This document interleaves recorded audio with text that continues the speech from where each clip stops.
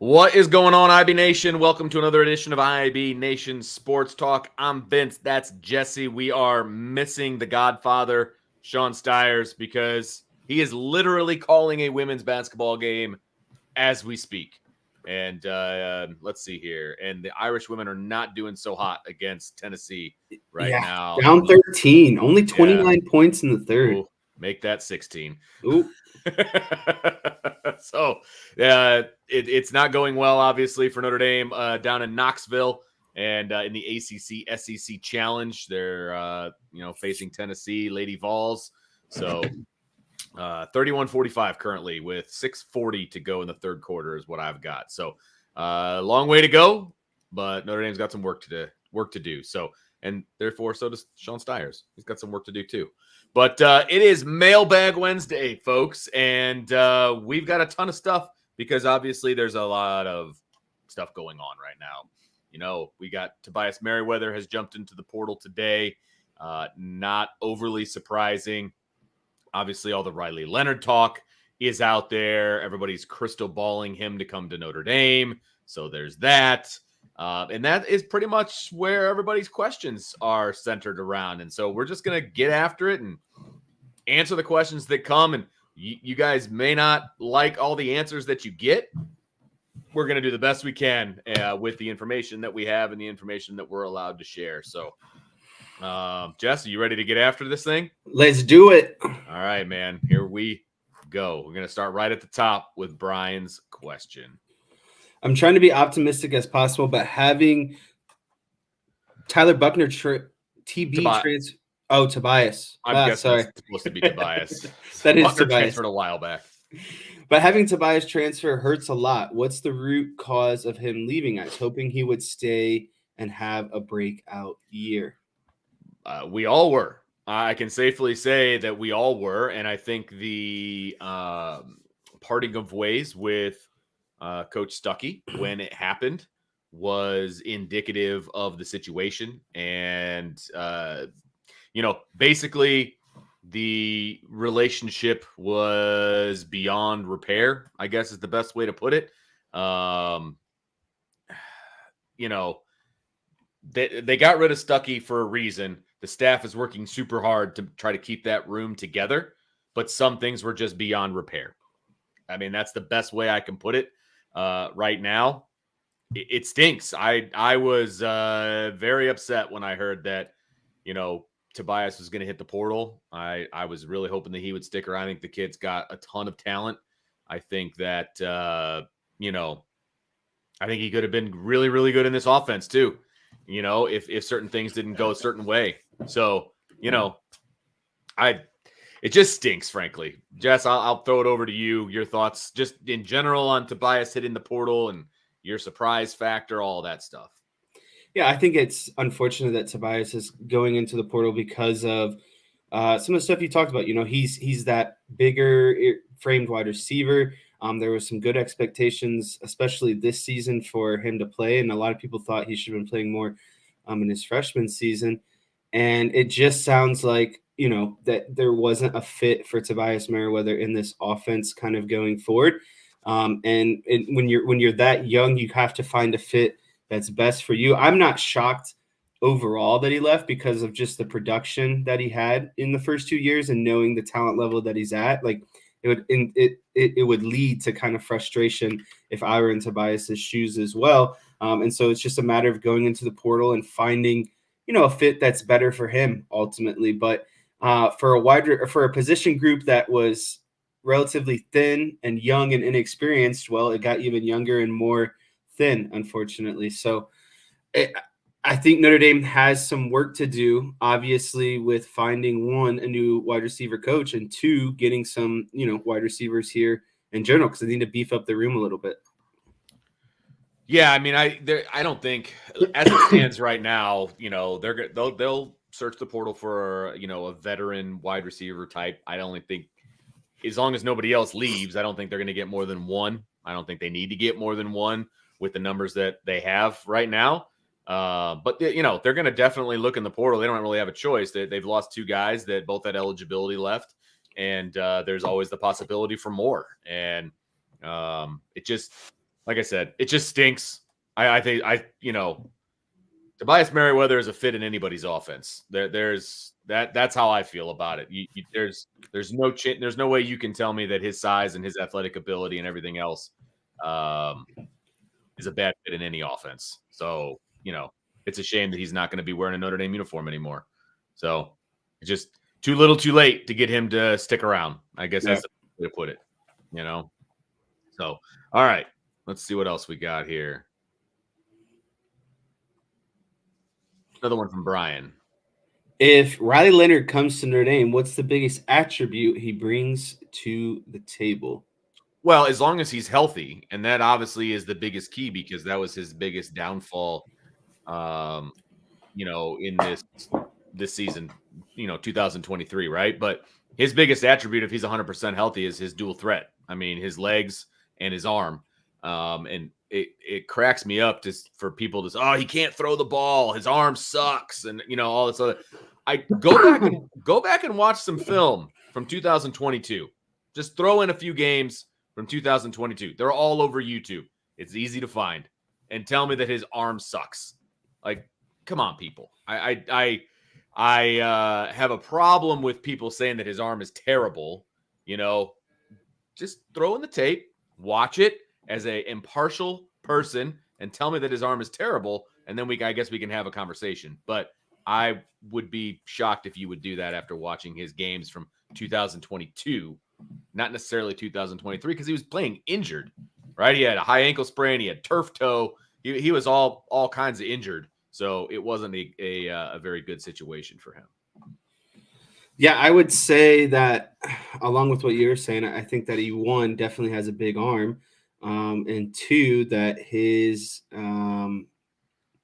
ability to be kind of a dual threat guy is going to be valuable. And I think also he's just a leader as well. I think he's a guy who is like the true definition of a quarterback. I think he would be a guy that a lot of other players would rally around. And yeah, just being, again, another offensive leader potentially for Notre Dame. Yep, absolutely. Absolutely. All right, let's see here. Let's throw in another one. Doomsday. Any more wide receivers you are hearing might leave? I mean, we're not going to throw around a bunch of names of guys that we think are going to hit the transfer portal unless, those guys would give us permission to put their name out there. So is there a chance that more wide receivers leave? Yeah, there is a chance. That's why the decision was made when it was made to make a change at the wide receiving coaching position, right? And the staff is doing their due diligence to try to keep that room together. The problem was the way things were trending at the beginning of the week before this move was made. The way things were trending was that this room was going to be depleted and there wasn't going to be much of a wide receiver room left. That's the way things were trending.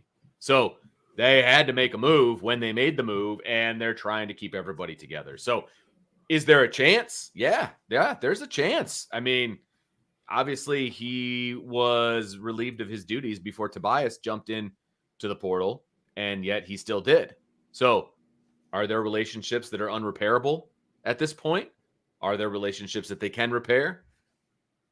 We're going to wait and see, I guess. So, Vince, do you think that Chauncey Stuckey played a role in Chris Tyree leaving, or do you think it was more so Chris Tyree wanting more exposure to get into the NFL eventually? Do I think he played a role? Yes. Do I think he was 100% the reason? No. But I think he definitely played a role. Okay. Yeah, for sure. I mean, I don't know any details when it comes to Chris Tyree, but I mean, a wide receiver coach has to play a role in whether you're happy or not happy, right? And I would say that if I'm Chris Tyree and I was getting 2 touches a game, I probably played a role. And I do know that, the position coaches at Notre Dame are responsible for playing time. And so, you can read into that however you want.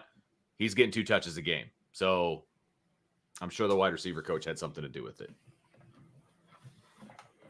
All right. Next question. Can you talk about the new PWO quarterback commit? Oh, preferred walk-on quarterback commit.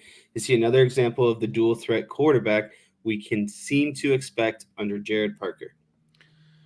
So the Rezat kid, he's a 3-star kid. He's obviously the twin brother of a commit who is going to be on scholarship. I believe he's a linebacker.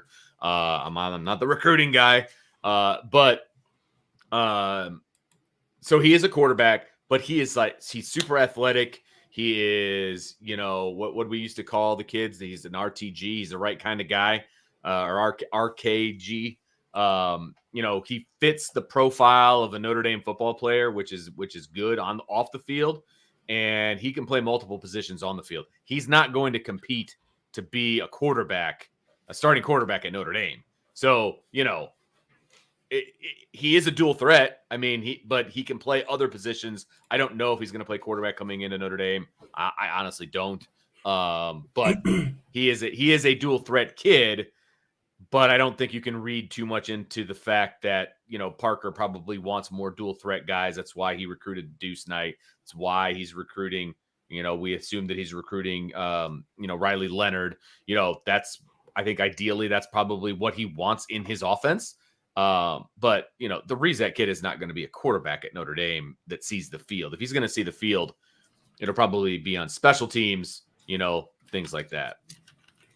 Yeah, Vince. Unfortunately, I don't know too much about this guy, but from kind of looking at, prior trends, like Faison, I'm pretty sure played quarterback in like a triple option offense in high school.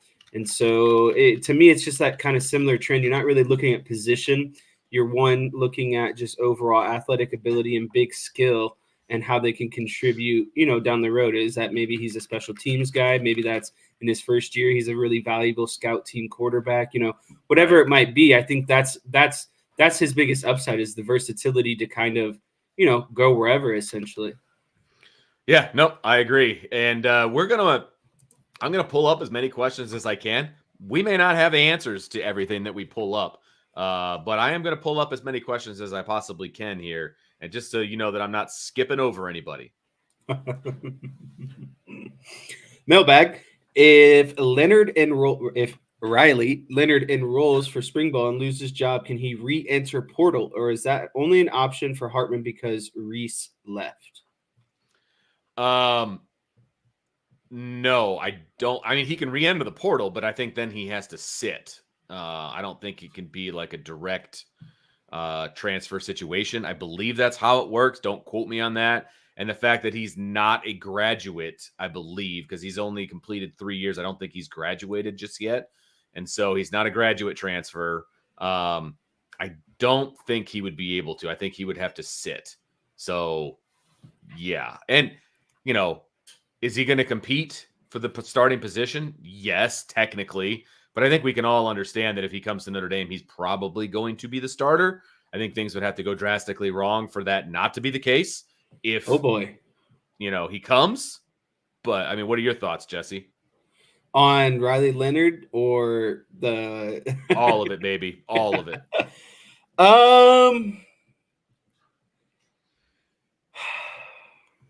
Conflicted, Vince. Yeah, I get that too. To me, Riley Leonard feels like Tyler Buckner. And he would be a step up from Tyler Buckner because of game experience.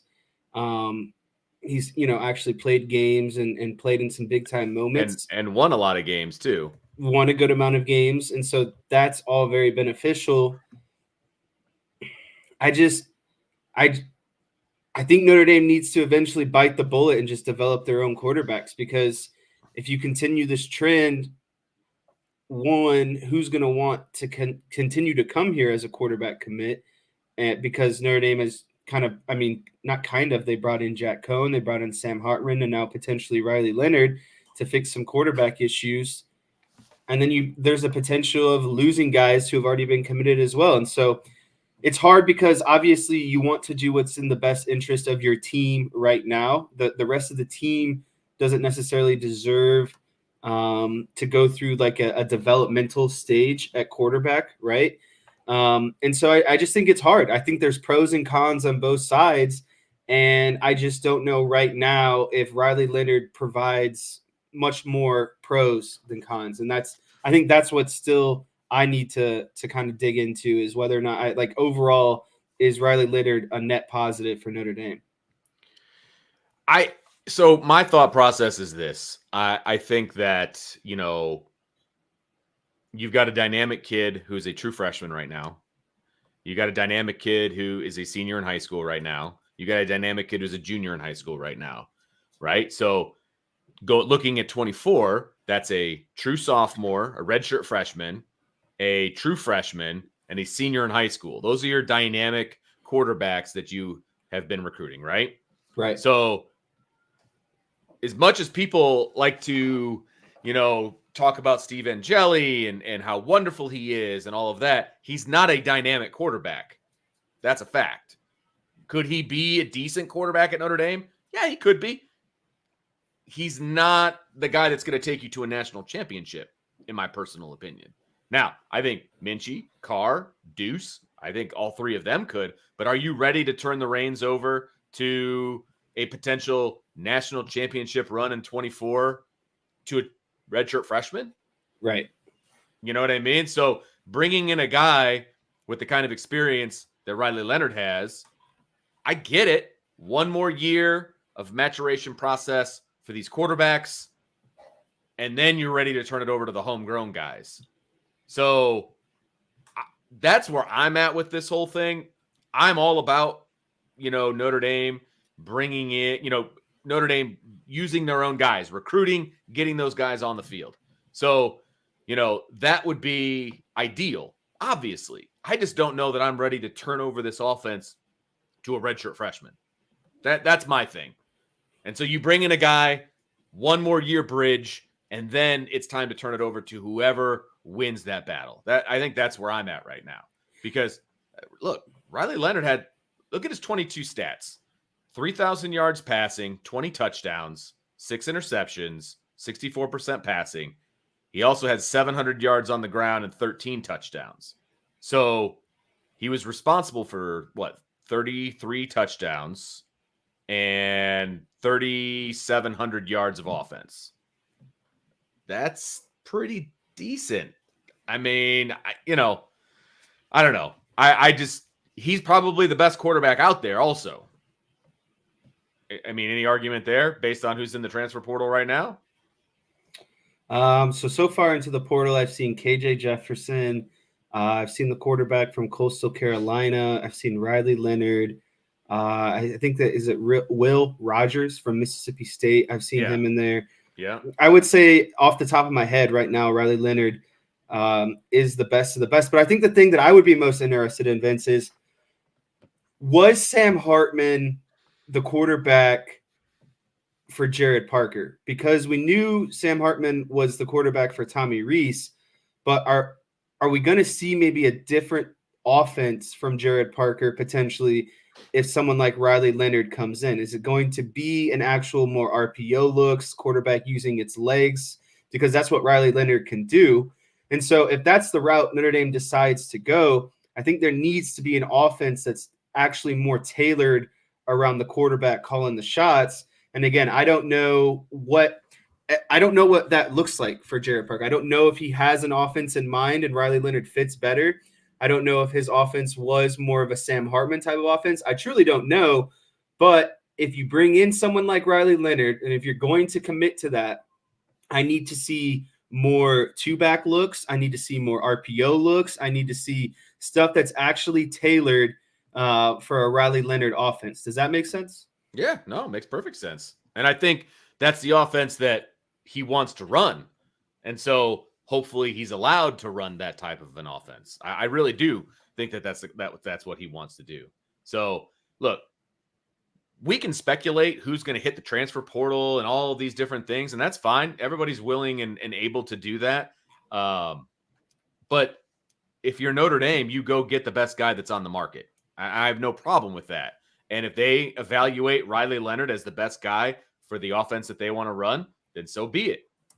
People are saying, Cam Ward, from Washington State. Cam Ward is a system quarterback. I don't know how much I think that will translate to a pro style. That's me personally, right? I'm not an evaluator of talent, so you can get Brian on here, you can get Ryan on here, and they're going to do a better job of that. I frankly don't have time to break down the film of all these guys and come up with the X's and O's and all of that. Notre Dame has decided that Riley Leonard is their top target. If that's what they've decided, then that's what they're going to do, guys. I mean, it is what it is, and you can be not happy about it, and that's fine. Everybody's entitled to their opinion, and I have no problem with that. But one more year of it, yes, somebody said that it has to stop someplace. They have to stop bringing in a transfer quarterback at some point. I completely agree that needs to stop because, again, they have recruited dynamic quarterbacks who are going to be a redshirt freshman, a true freshman, and a senior in high school.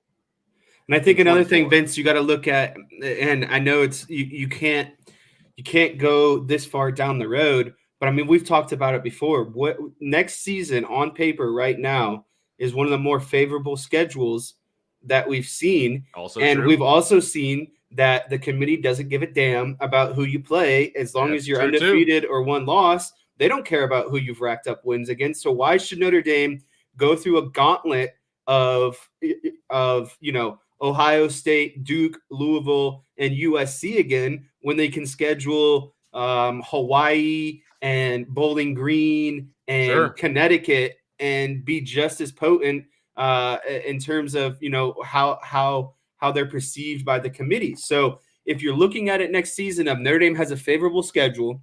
You have a lot of talent in the room. You're bringing in another star-studded recruiting class.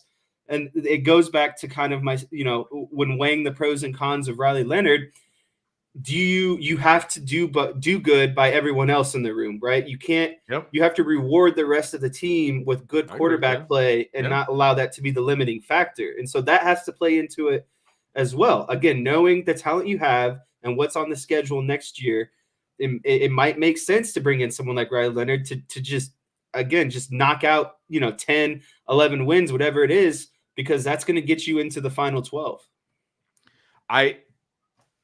You are 100% correct that the coaching staff has an obligation to put the best players on the field that they have. That's an obligation that they have. And I have no problem with that. And they seem to think that bringing in somebody to bridge the gap is the way to go. Now, somebody also said if Kenny Minchey decides to jump into the transfer portal because they brought in a transfer quarterback, is it worth it? Why is he jumping into the transfer portal after being at Notre Dame for 1 year? I mean, if he wants to quit, if that's his mentality to quit after 1 year, then I don't want him on my team in the first place. And I'm not saying that that's who Kenny Minchey is. I'm saying that in a general sense of the situation. If he wants to bail after 1 year because he's not going to start as a redshirt freshman, then maybe his mentality isn't really what I want. Maybe he doesn't want to stay and compete. Maybe that's not what I want on my team. I don't think that's going to happen. I really don't think he's going to bail after being here for 1 year. I mean, do you see that as a possibility? Now, could Steve Angeli jump in the transfer portal? Yeah, he totally could. And I would actually think that might be the best move for him because it's pretty clear that Notre Dame doesn't see him as a starting quarterback. That's the writing on the wall to me. He's going to be a junior at Notre Dame, and Notre Dame's looking for a transfer quarterback.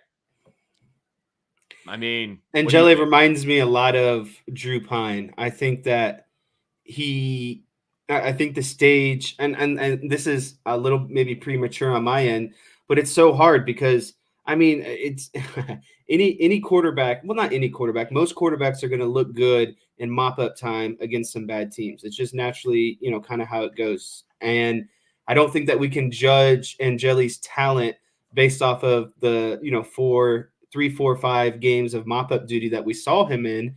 And so, again, I feel like Notre Dame might be a little bit too big of a stage for someone like Angeli. And again, if you go out for someone like Leonard, you know that he's proven at this stage and he has the experience at this stage. And I think that's the thing that this coaching staff is most what's the word? It's the thing that they're looking for the most in a quarterback. And if you go with someone like Riley Leonard, I think that would be the proven point.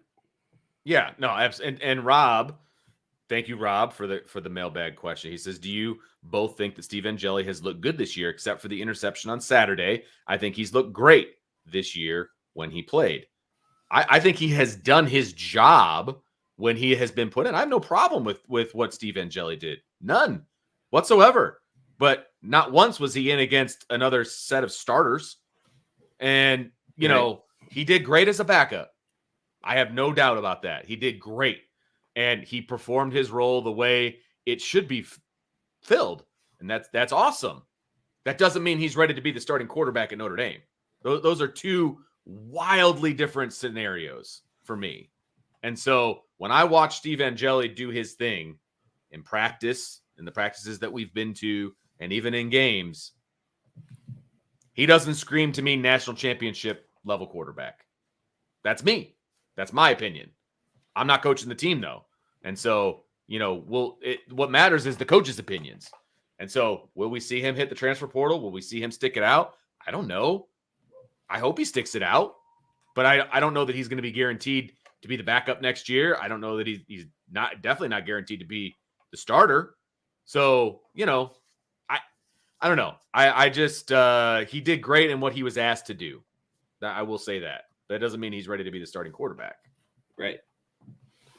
All right, let's get into some other stuff here. It's all going to be around the same, but here we go.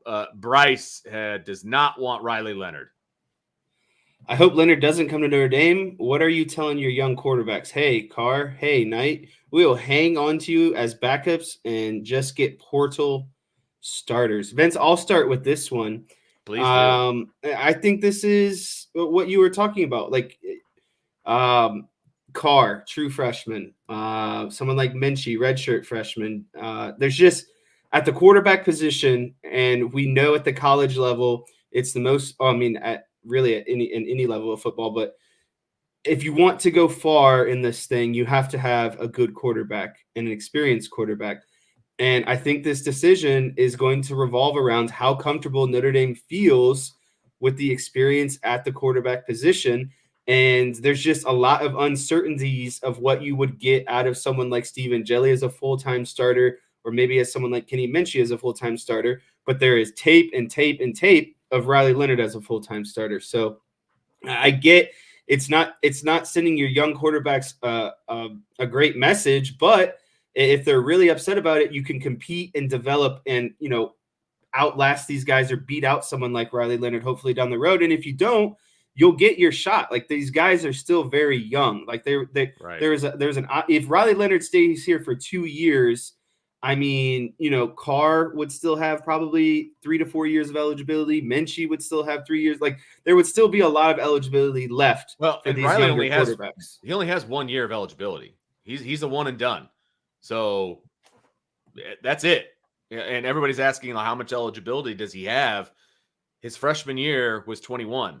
His true freshman year was 21. He doesn't have a COVID year. So he started and played in 21, played in 22, played in 23. This will be 24. You only get 4. And so this is it. He only has 1 year to play. And so, you know, this is literally a 1-year bridge to the rest of these dynamic quarterbacks that Notre Dame has been recruiting. I'm fine with it. And I don't think that you're sending a message to the younger quarterbacks. You're sending a message that, hey, I don't know that you're going to be ready as a redshirt freshman to take over this team. I don't think that's necessarily a terrible message to send. We all knew Kenny Minchey when he got here was going to need some work and he was going to have to, you know, get on board, and he has made tremendous strides in practice and he's been great and all of those different things. None of us know, nobody in the chat, Jesse, myself, Brian, Ryan, we're not at practice. We don't know if he's ready to be the starting quarterback at Notre Dame as a redshirt freshman. We don't know that because we're not there. So if he's as good as people think that he is, maybe he comes in and he beats out Riley Leonard. I don't know, but the Notre Dame staff seems to think bringing in Riley Leonard in is a good idea. Okay. I mean, they know more than we do.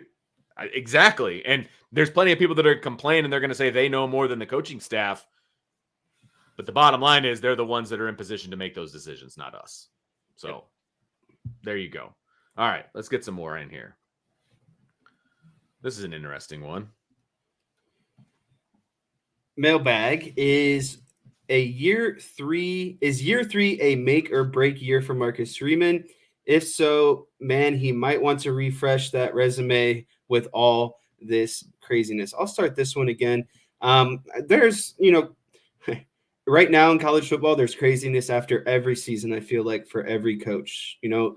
I think it's more rare that you get a complete, your whole staff back than it is to lose one or two people. And with the transfer portal now and NIL, you're going to lose guys in the portal, just like you're going to gain guys in the portal. And so going to the first part of the question, is it a make or break year for Marcus Freeman? I don't necessarily see it as a make or break year, but I definitely think that we need to, there is no regression, I think, built into the Marcus Freeman in year three. I think you have to continue to see him get better. And for a head coach, what is better measured by? It's winning more games. And so I think that double-digit wins would be the expectation for a lot of fans going into next season, because that's what it already was this season, right? And they might get to double-digit wins with the bowl game. I'm talking about regular season and talking about, Notre Dame's schedule again and how it's kind of favorable next season. I really don't see a world where Marcus Freeman can go 8-4 and not be in the hot seat. You know what I mean? Like if he's 8-4, sure, he's gonna be feeling it a little bit, right? Absolutely. I think that 10-2 is a realistic kind of expectation to see growth out of Freeman next year. Yep, I think it is a bit make or break. To be honest with you, there needs to be visible strides forward in order for everybody to still be on board with Marcus Freeman after year three. I think that's accurate. And I also think that there's going to be a lot of kids that he has personally recruited on the field in year three. And so you're going to start seeing, okay, we all think that Marcus Freeman is a great recruiter. How does that translate? Are you developing these kids in the program, on the field, and all of that? Because I think a lot of those kids are going to be on the field in 24. And so, I think somebody else had a mailbag question in here about, the year three thing with Notre Dame coaches and winning a national championship and all of that. Notre Dame hasn't won a national championship in the third year of a head coach since 1988. There have been 1, 2, 3, 4 coaches that did not accomplish that feat, and potentially a fifth, if Marcus Freeman doesn't do it next year, right? And so I think that's an awfully high standard to set. But the goal of every Notre Dame team should be to win the national championship. I think that's right. It's graduate players and win championships. That's the goal. And the only championship that Notre Dame can win is the national championship. They don't have a conference. And so that's always the goal. Whether that's a reality or not is a whole other conversation, but that is always the goal. Always. So, I think it is a big year for him. I really do. I think it's a very big year for him.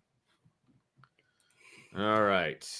And people are asking about the COVID year for Riley Leonard. Riley Leonard enrolled at Duke in 21. He doesn't have a COVID year. He wasn't here in COVID. He was in high school, I believe, unless somebody can change that for me. But he was not in college during COVID. He came in 21. So I don't believe he has that COVID opportunity. So, all right. Anyway, and then I scroll down and I realize everybody else is caught up to that fact. So there you go. All right, here we go. Here's another question. Got an over/under question. I like that. Mailbag, over/under Notre Dame having 7 wide receivers after next week. That's a pretty good question. A legitimate question, I would say. Let's look at the roster. Okay. On the official Notre Dame roster under wide receiver, 1, 2, 3, 4, 5, 6.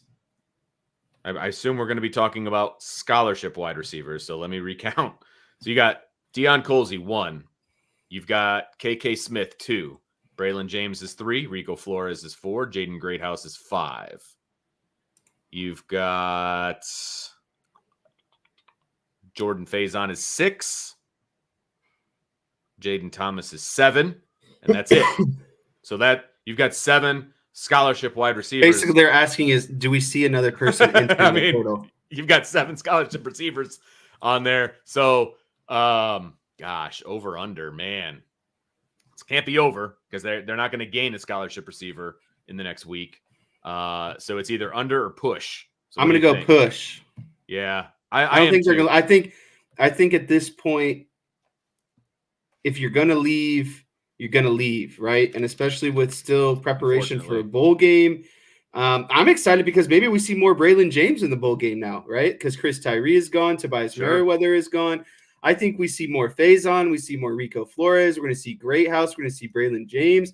And that's what I'm all about, is the opportunity to see guys that are going to be your showcase playmakers next season. And so if you can get them early exposure in a potential bowl game, I think that's great. Yeah. So,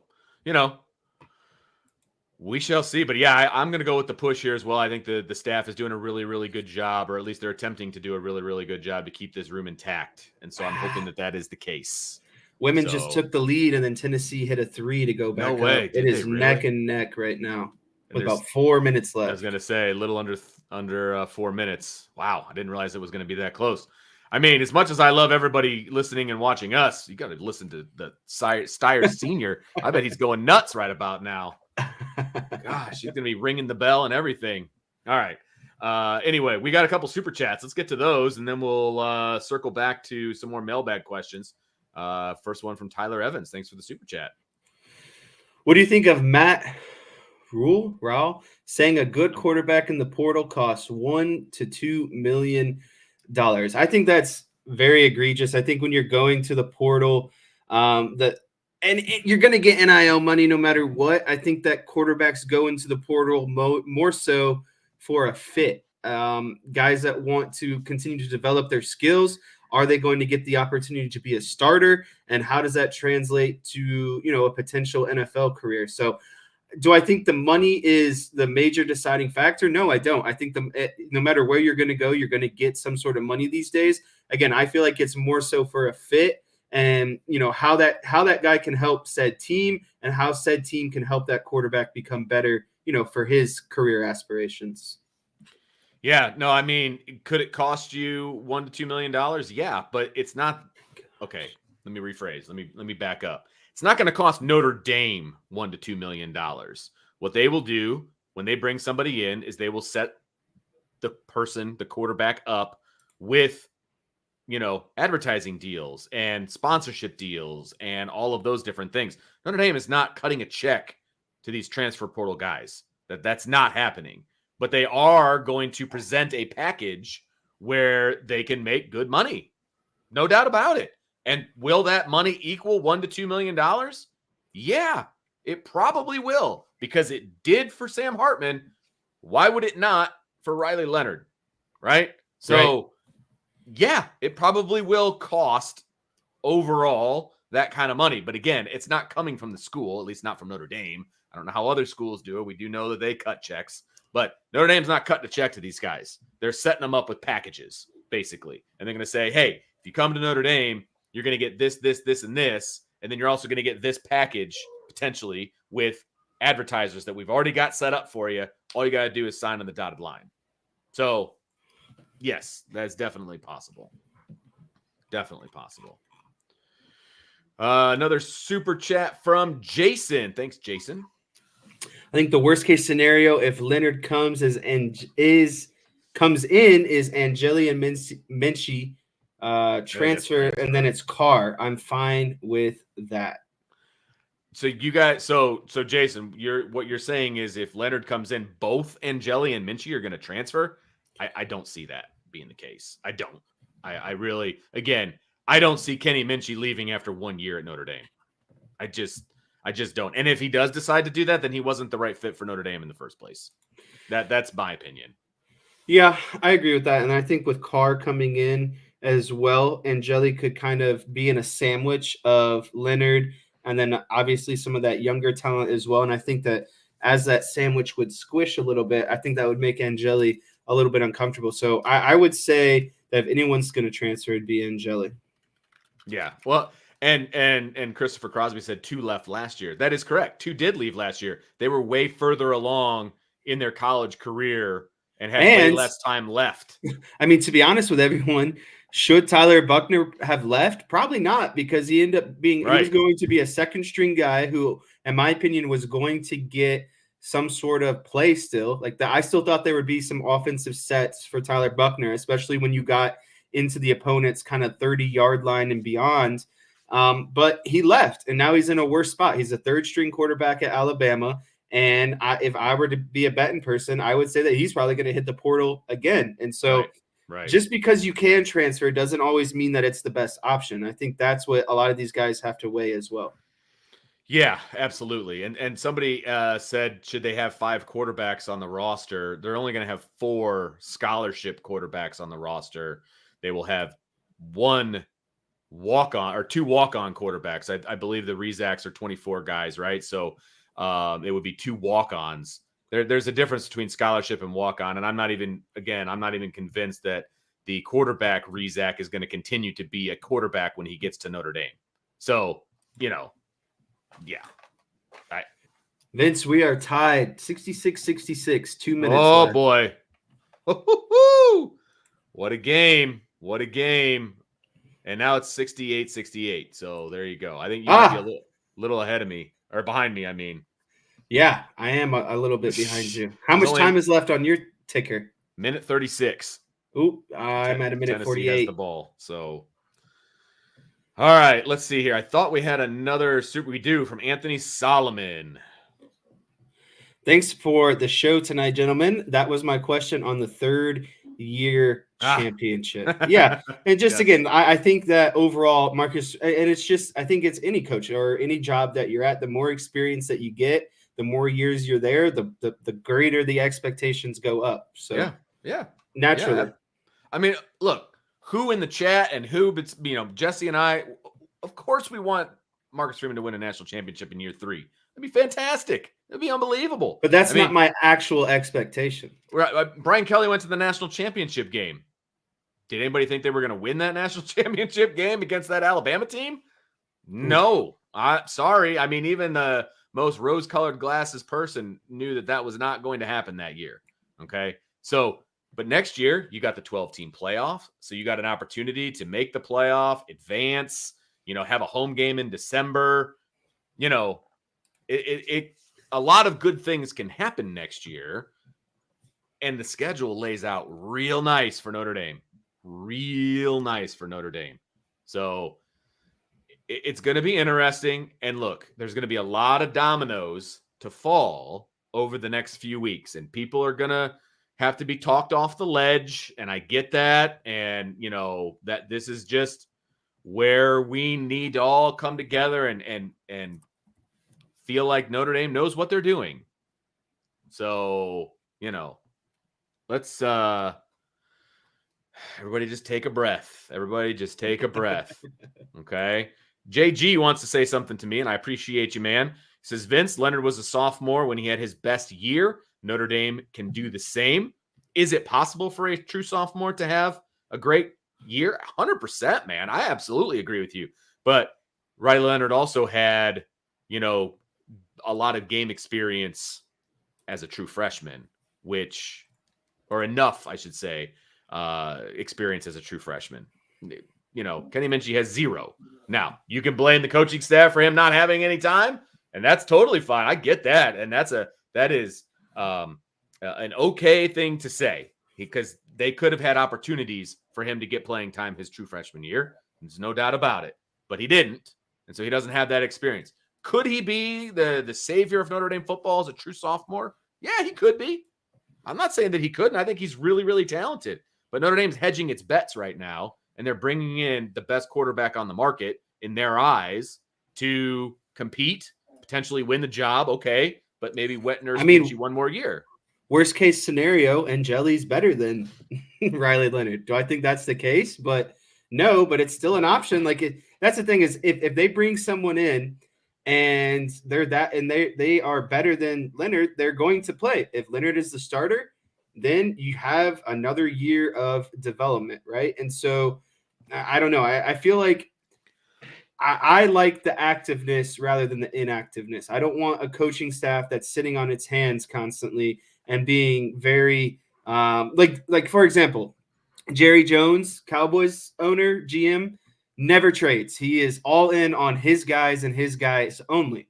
I don't necessarily like that. I think that you can always find a way to get better. And so if I'm the Notre Dame, as a Notre Dame fan, I like the proactiveness of this coaching staff to always be kind of looking to see if there is, a potential better option or something that can potentially help them.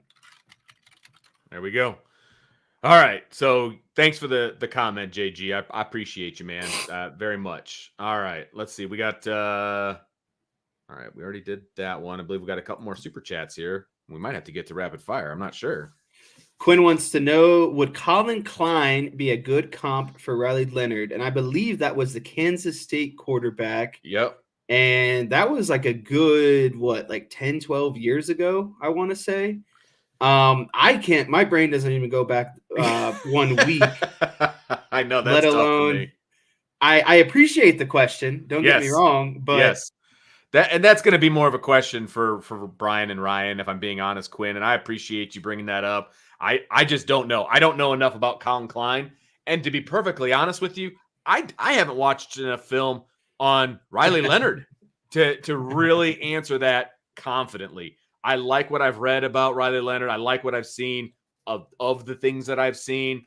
Look, am I 100% sold on the idea? No, I'm not 100% sold on the idea. I can talk myself into it, but I as a coach, as a coaching mind, I need to really watch the film to feel a really good type of way about where things are with the with the quarterback situation at Notre Dame.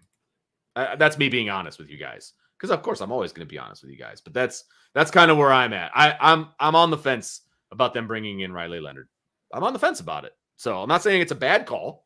And obviously I've been talking today about how I understand why they're doing it. But from my standpoint, I've heard a lot of good things about Kenny Minchey, and how he's practicing. So it's like, interesting. Okay. Another super chat here from Michael S. Thanks, Michael. Was Hartman's performance or lack thereof one of the reasons for the discontent? Discontent. Thanks, Vince. Words are hard. And wide receiver room. And do we really want another ACC quarterback? I don't think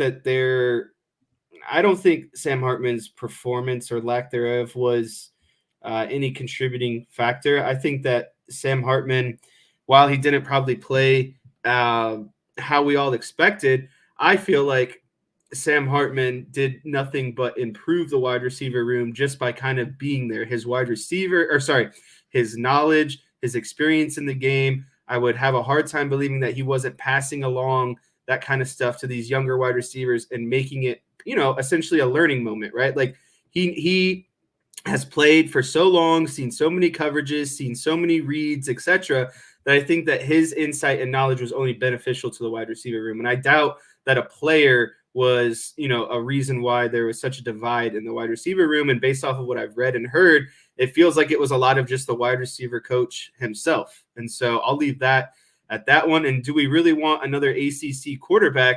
If we're going to talk, I don't think that we should generalize quarterbacks by what conference they've come from. And if that's how you want to look at it, Trevor Lawrence is an NFL quarterback. Daniel Jones is an NFL quarterback. Deshaun Watson is an NFL quarterback. There's the kid from Finley from North Carolina State was an NFL quarterback. You say the kid that's playing for the Ravens? Yes. Yes. Heisman Trophy winner. So that's what there's Lamar Jackson from Louisville. It doesn't matter to me where you come from. Quarterbacks are quarterbacks. And so I think that as long as the talent is there, then it doesn't really matter. Yeah, absolutely. All right, man. So you know what? That's going to do it for the mailbag portion of the show. We're going to jump into some rapid fire now. What do you say, Jess? You ready? Oh, I'm ready, baby. And the women's basketball team is up 2 with 15 seconds left. Oh boy, they're going to. All I see is referees at the review table, which Oh boy, that worries me just a skosh. Let's see, what are they trying to review here? Oh, they're trying to review a foul, maybe. I'm not even sure what they're reviewing, if I'm being honest. Okay. They were reviewing who fouled. So Notre Dame's going to go to the line with 10.8 seconds to go, up 2.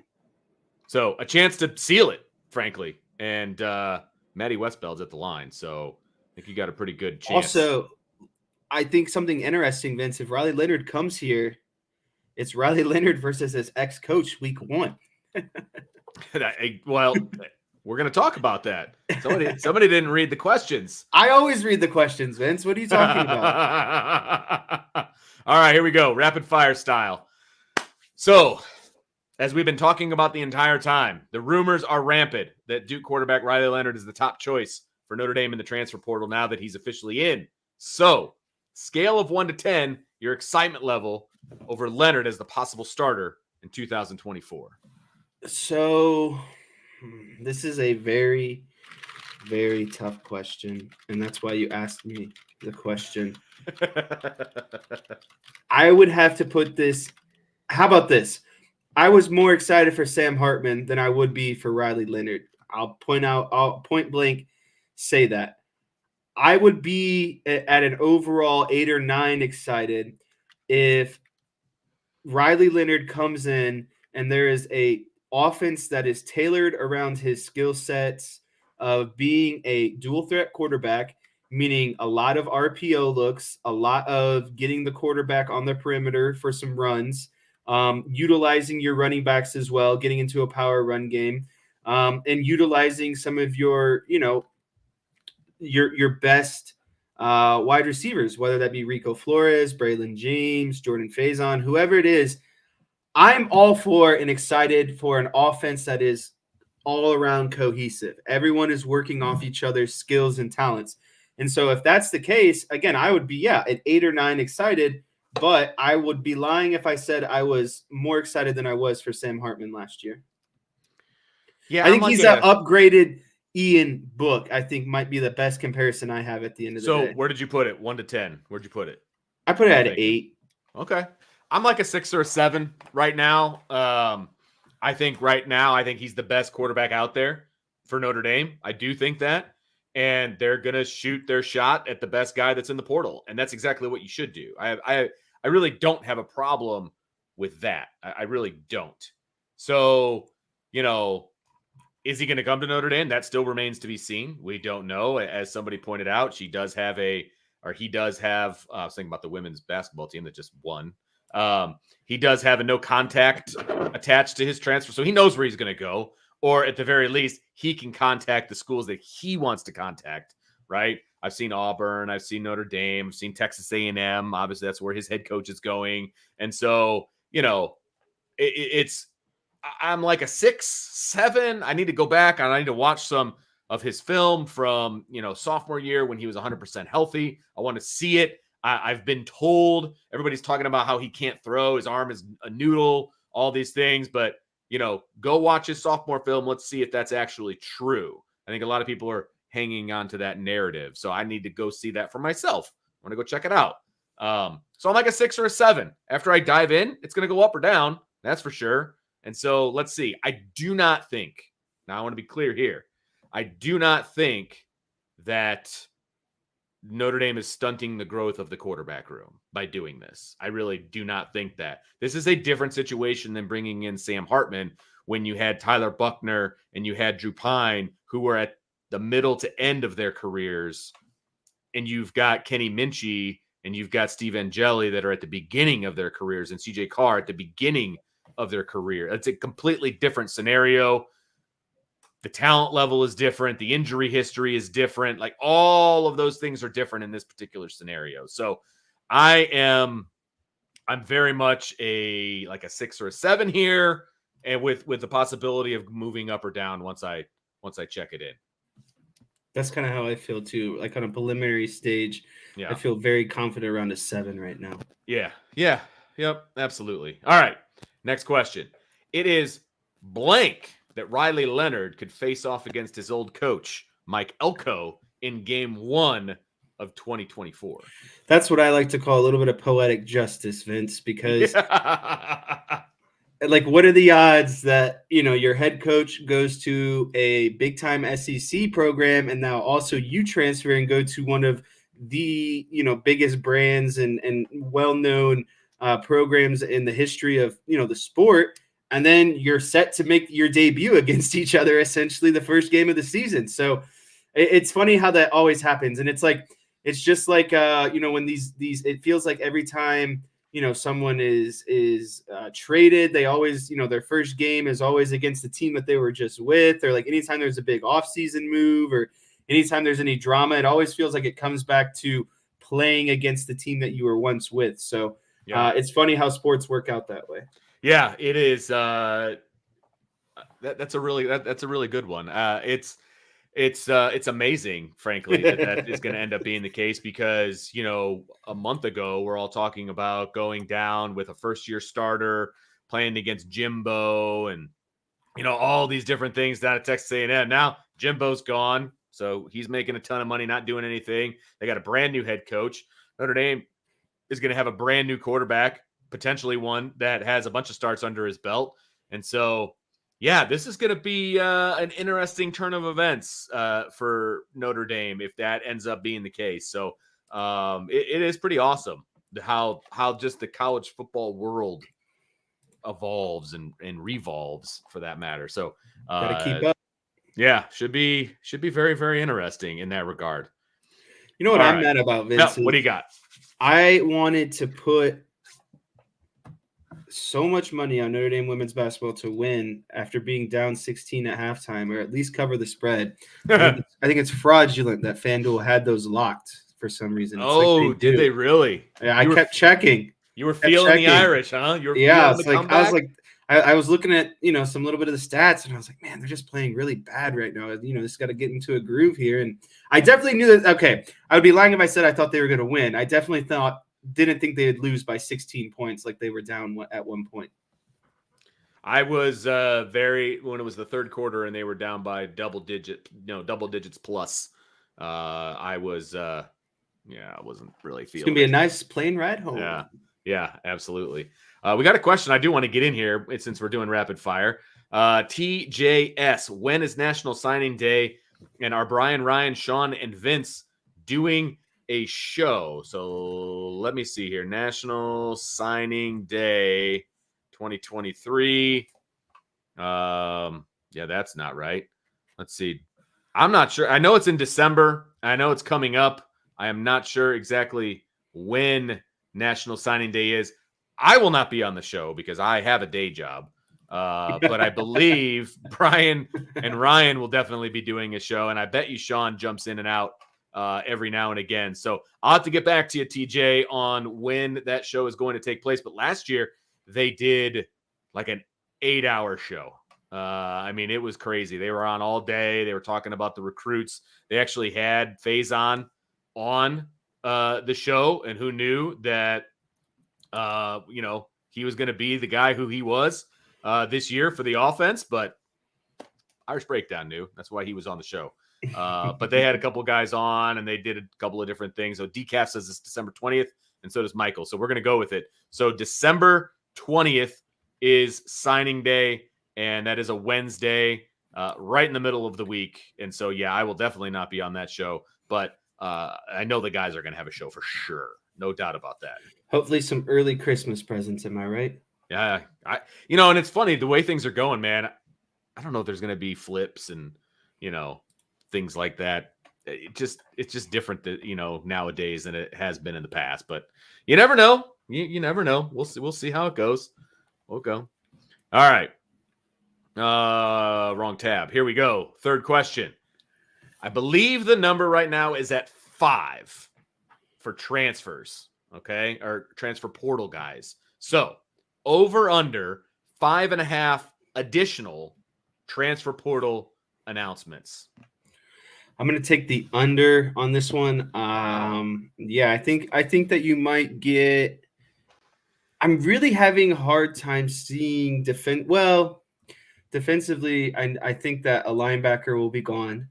Offensively, I think if Leonard comes in, there's a potential of another quarterback to be gone.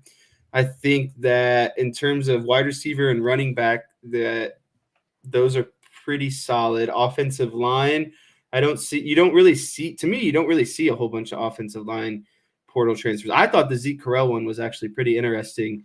Did not see that one ultimately coming.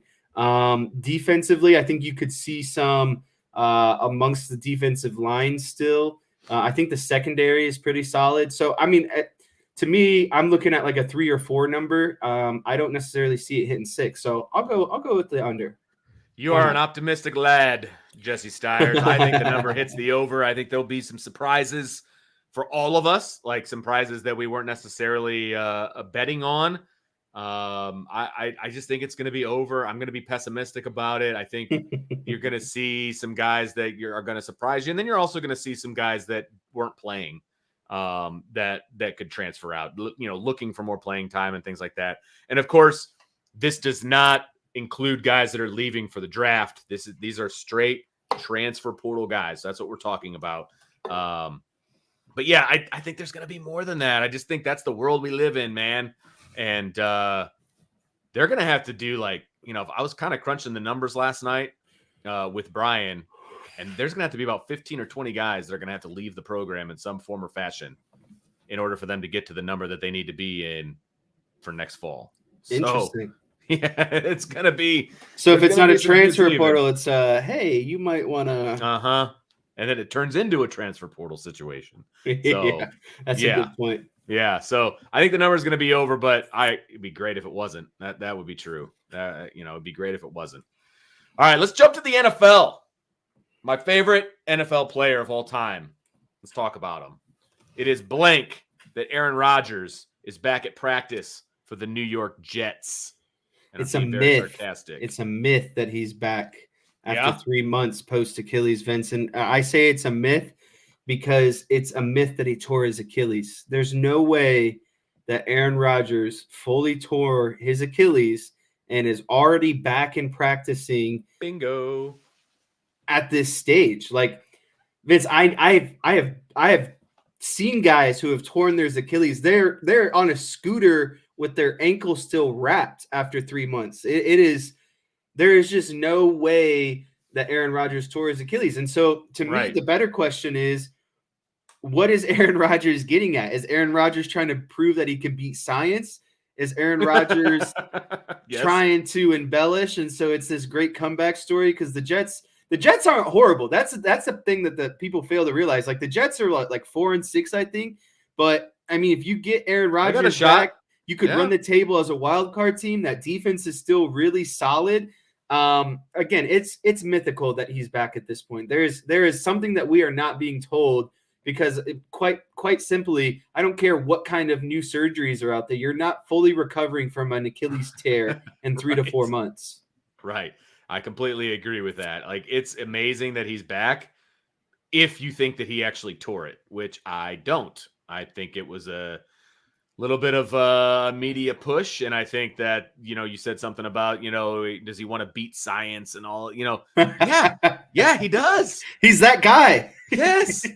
I mean, he's always got a point to prove. Yes. He called Travis Kelce Mr. Pfizer because he was, repping the shot and all that, of course he wants to prove people wrong. So yes, there is no chance that he tore it. Or if he did, it was like an itsy little itty bitty tear. And here we go. Somebody with actual science behind it. Carl Biscontini. I love that name, by the way. Carl says, I'm a physical therapist. The only way that he had a partial tear, but very, very small tear. Still talking 6 months at the earliest. Boom. But Aaron Rodgers is special. So that's probably, he's got a special body made from leaves and juice and all that stuff. So after his darkness retreat. Oh boy, don't even get me started. And I was being very sarcastic when I said that he was my favorite player in the NFL. Your Bears pulled it out the other night, Vince. I didn't think it was going to happen. I'm a little upset about it. I believe they won without scoring a touchdown. They did. As big a fan as I am of kickers in the kicking game, I want the Bears to lose at this point. More draft stock, baby. They're not going to make the playoff. So why are you winning? They did everything they could not to win. I mean, you know what I mean? Like they did everything they could not to win, and yet they still won. It's like, come on, fellas. Come on. But the Panthers lost, so I guess that's all that matters since they have the Panthers pick. But still, be nice to have 2 top 5 picks. That'd be nice. All right. We can do a whole show on this last question, Jesse, but I'm going to ask it to you anyway. Last night, they came out with the college football rankings, second to last one of the season. So, buy or sell the most recent college football rankings of the top teams. Number 1, Georgia. Number 2, Michigan. Number 3, Washington. Number 4, Florida State. Number 5, Oregon. Number 6, Ohio State. And number 7, Texas. Vince, I'm going to be really simple about this one. That's my order right there. Is it really? 1 to 7? That is my order. I mean, you could bicker about Georgia and Michigan, sure. That is what it is at the end of the day. I think Washington deserves a spot in the top 4, and I think Florida State also deserves a spot in the top 4. I think all of the Power 5 undefeated teams having 1 through 4 being undefeated, that's enough for me. And then I guess if you want to argue about the order of Oregon, Ohio State, and Texas, that's fine too. But that'll ultimately take care of itself, right? Because if Oregon wins, they're going to jump Washington State.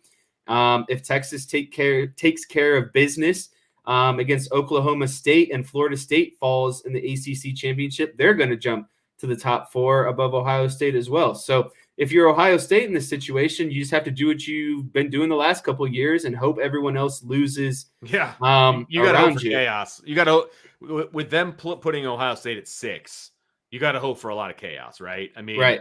That's the only way Ohio State's going to make it into the top 4. What do you think about Alabama being at 8? Like, if they beat Georgia in the SEC championship, that's a whole lot of mess. That's a lot of jump, though, too.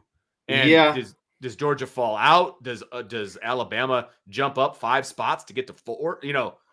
I think they have to, because if you're considering if Georgia really is the number 1 team in the country, and Alabama beats the number 1 team in the country, and they're only 3-4 spots away, how can you not make that leap? Because they supposedly just beat the best team in the country, right? And so I think that this is teed up nicely for Alabama for that reason. And so I think the question would become, like, if you have a 1-loss Texas and a 1-loss Alabama, you got to put 1-loss Texas in because they beat Alabama head-to-head during the season, right? And so, and then I think the argument would become, well, those teams are completely different than when they played. Well, sure, that's fine, but they would both be conference champs. They both would have 1 loss, and they played head-to-head. So I think that the winner of the head-to-head would have to get in over the other team. So I'm okay with where this is at now. I think that it is set up nicely to allow the rest of the season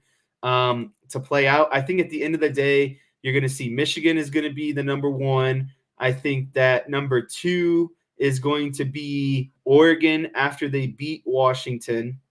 And then I think 3 and 4 will be Texas and Alabama after they win their games as well. So my final 4 is Michigan, Oregon, Texas, and Alabama. Wow.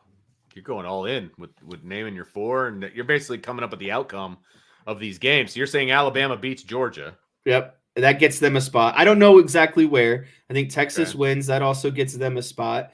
And then, like I said, I think that Oregon beats Washington as well. And so I think it's pretty easy at that point, because you'd have a bunch of 1-loss teams and everyone's going to jump Ohio State, and the teams that just won are going to obviously jump the teams that they just beat. And so I think Go ahead. I think Ohio State's going to be the first team out. Well, the problem with Ohio State is they're going to have 1 loss, but they're not going to be a conference champion. And they're going to be competing against a bunch of 1-loss teams that are conference champions. I think that's going to be their biggest issue. And poor Florida State, they're going to end up being undefeated and get left out, which that's tough, man. That's a tough pill to swallow for me. That Florida State gets left out undefeated. I mean, I don't know. That's as an ACC championship, Power 5 champion, if they win, that's going to be tough, man. But if all 4 teams that are in the top 4 right now, if they all win, they're all in. They're all in, yeah. That's the easiest way to do it. So, yeah. Do you think that there's the most controversy around Florida State because of the starting quarterback situation? 100%. If he was healthy, they're in. I mean, an undefeated Florida State is in if they have a healthy quarterback. Yeah. Right? I think if Florida State wins the ACC championship, they still deserve to be in. I do too. I think they absolutely deserve to be in. The argument against it is going to be, well, they're not really a top 4 team because of their quarterback situation. Doesn't matter. They won all their games. They handled all the data points. Right. You can't knock a team for what you forecast is going to happen. You have to reward a team for what they have done. I completely agree. And there's going to be. But I do think Florida State's going to lose, though. So you think they're going to lose to Louisville? I don't think it'll matter. Yeah, I got Louisville winning. Let's quickly, because I don't think I'll do it. I don't think I'm on the show tomorrow. Conference champions. I think Texas wins. I think Alabama wins. I think Oregon wins. I think Louisville wins. And then what's the last big one I'm missing? The 5. Did you Big 12? Oh, Big 10. Michigan's going to beat 10. Iowa. Well, yeah. I mean, even the Iowa coach is like, yeah, it'd be pretty funny if we won.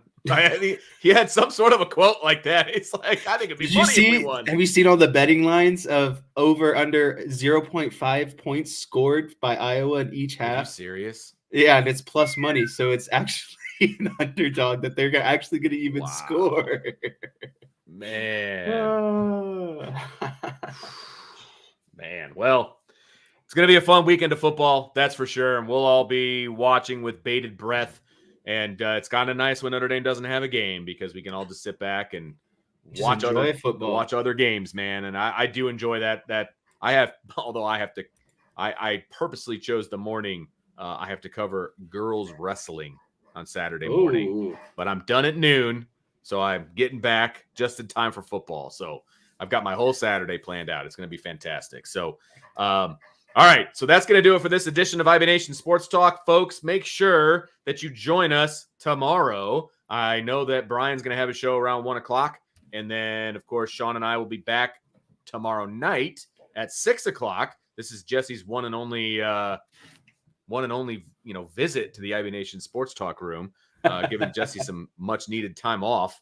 And, so we're going to be back tomorrow at 6. I'm sure more dominoes are going to fall between now and then because why wouldn't it? Somebody else is going to hit the transfer portal. Some other news is going to break.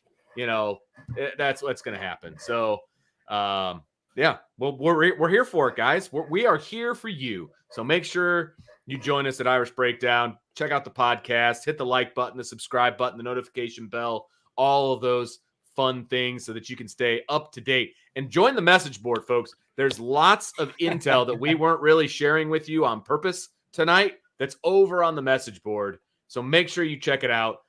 Just don't all go at one time. Yeah, this is true. Don't all go at once, but sign up for the message board and because it's not working for me right now either. So, check it out. There's going to be all kinds of intel over there. And guys, these are the weeks, man. Like this is the intel weeks. So it's gonna be stuff. I'm telling you, there's gonna be stuff. So, all right, everybody, have a wonderful rest of your evening. For Jesse, I'm Vince. We will talk to you next time on the Irish Breakdown Podcast.